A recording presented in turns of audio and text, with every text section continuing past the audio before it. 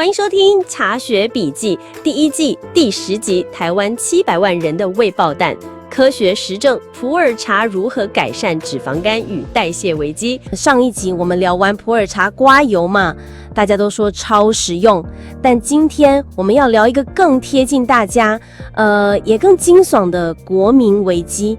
老师，您有看到最近那个700万人胃爆弹的医学新闻吗？有的。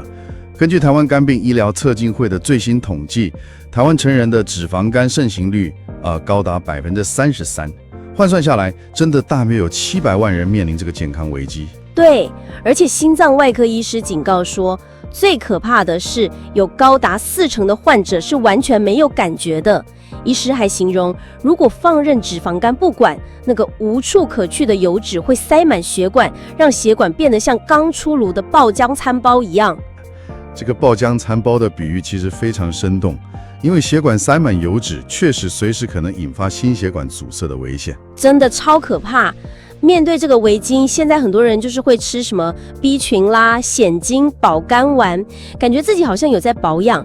可是医师也一直在提醒，这些东西不一定真的能解决脂肪肝。那到底有什么科学方式能帮我们拆除这颗爆浆餐包胃爆弹啊？好，那我们直接用科学说话。在2019年国际期刊《药理学前沿》，也就是 Frontiers in Pharmacology， 有一篇重磅论文。这个不是普通的团队，这是一个横跨了美国夏威夷大学癌症中心、糖尿病转化医学中心以及上海交锋大学药学院的顶尖跨国合作。哇，结合了糖尿病专科跟癌症中心的跨国合作，这阵容也太强大了吧？那他们具体到底研究了什么呢？他们专门探讨了普洱茶如何调节高脂饮食小鼠的脂肪酸代谢，英文是 fatty acid metabolism。很多人以为喝普洱茶只是单纯在肠胃刮油，但其实它的影响比你想的更深。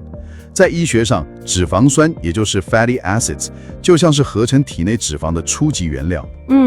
初级原料。对，而所谓的脂肪肝 fatty liver 就是肝脏把这些处理不完的原料强制打包成一块块巨大的滞销库存，医学上我们称为脂肪滴 lipid droplets。 天哪，巨大的滞销库存直接塞爆肝脏，这听起来负担好大哦。没错，这里也要顺便厘清另一个医学观念，因为长期酗酒引起的叫做酒精性脂肪肝病，而这篇研究针对的是现代人因为吃太油、喝太多含糖饮料引起的非酒精性脂肪肝病 （Non-Alcoholic Fatty Liver Disease）， 简称 NAFLD。原来如此，所以这篇跨国研究真的有成功清除肝脏里的这些滞销库存吗？成果非常惊人。他们给小鼠喂食高脂饮食诱发症状后，每天稳定摄取普洱茶萃取物，结果小鼠不止体重下降，肝脏跟血清里面的总胆固醇 total cholesterol 简称 TC 与三酸甘油脂 triglyceride 简称 TG 都出现了非常显著的降低。哇，降血脂的效果这么明显啊！不止这样哦，这篇研究还发现，普洱茶甚至连空腹血糖 fasting blood glucose 跟胰岛素敏感性 insulin sensitivity 也都跟着好转了。等一下，老师，胰岛素敏感性变好，白话来说对我们身体是什么意思啊？你可以把细胞想象成房间，血糖是想进去的养分，而胰岛素就是钥匙。胰岛素敏感性高，代表这个门锁保养得非常滑顺，钥匙轻轻一转，门就开了。那如果敏感性低呢？如果敏感性低，也就是阻抗，就像门锁生锈了，身体必须硬挤出好几倍的胰岛素，才能勉强把门打开。而普洱茶的介入，等于是帮这套底层代谢系统做了一次大升级。了解，不只是脂肪，连血糖跟整个代谢网路都一起改善了。那针对脂肪肝的部分，这到底是怎么办到的？研究团队透过肝脏切片看到，里面肥大的脂肪滴明显变小了。最关键的数据显示，是基因层面的改变。普洱茶大幅降低了体内的脂肪合成基因 lipogenesis genes， 同时还强力启动了负责燃烧机制的关键基因，也就是脂肪酸贝塔氧化 fatty acid beta oxidation。老师，这些基因代号听起来好学术哦，您可以帮我们用生活一点的方式，就是把肝脏当成食品加工厂的话，这到底是什么概念啊？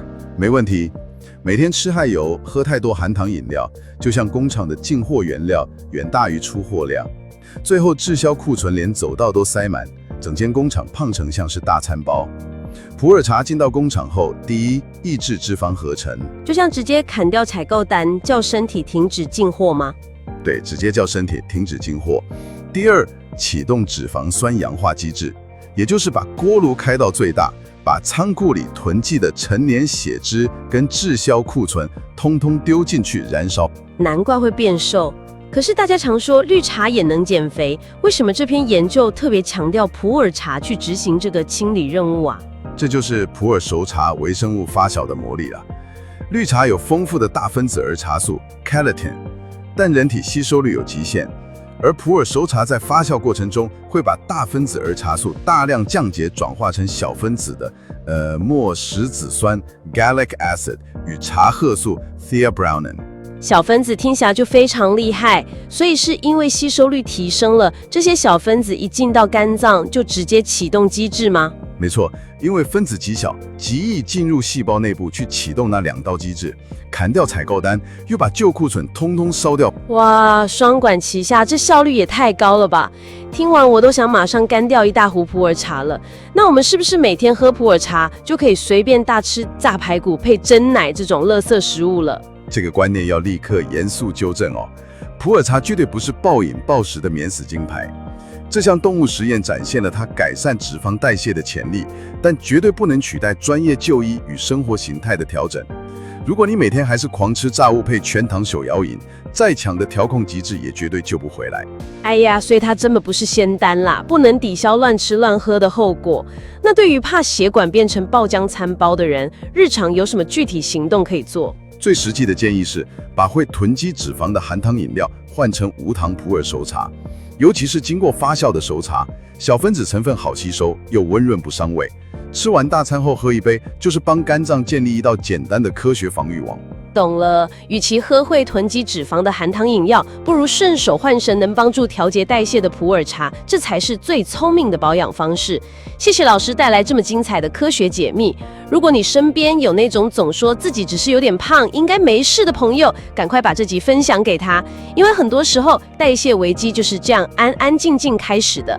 我们茶学笔记第1季第10集就到这边，下次见喽！谢谢大家，记得用科学数据喝出健康深度。我们下次见。